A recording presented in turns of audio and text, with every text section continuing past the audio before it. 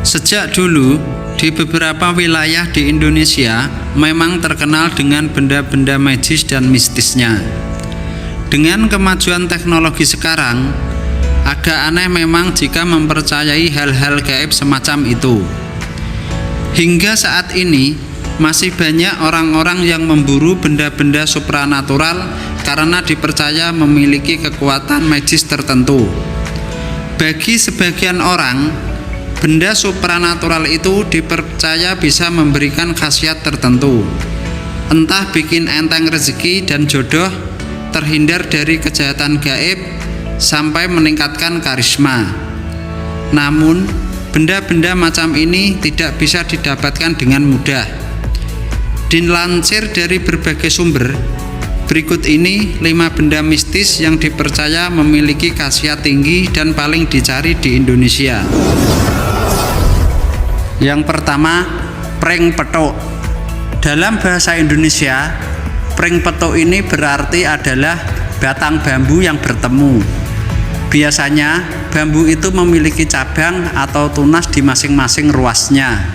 Nah, pring petuk ini adalah cabang ruas yang saling berhadapan, sehingga dikatakan petuk dalam bahasa Jawa yang artinya adalah bertemu.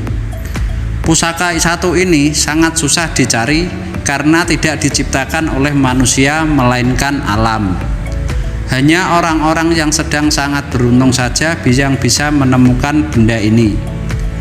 Benda ini sendiri konon memiliki satu khasiat yang luar biasa.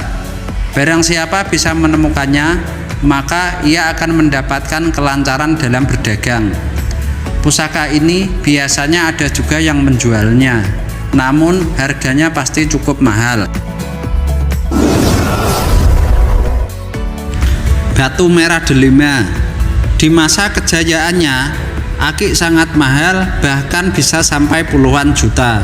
Namun, semahal-mahalnya akik, ia takkan pernah mengalahkan sebuah batu yang bernama merah delima.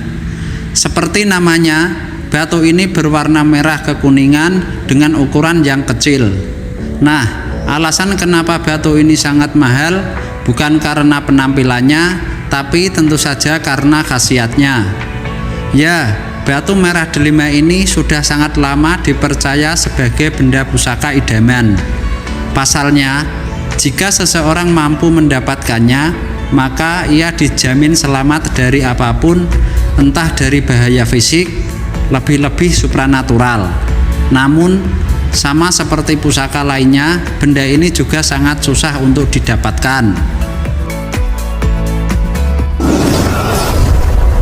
Ketiga, besi kuning. Besi kuning sendiri dalam bahasa Indonesia artinya adalah besi berwarna kuning. Benda pusaka ini bentuknya mirip dengan sebuah kepompong berwarna keemasan, dan di dalam kepompong itu ada semacam jarum yang mencuat.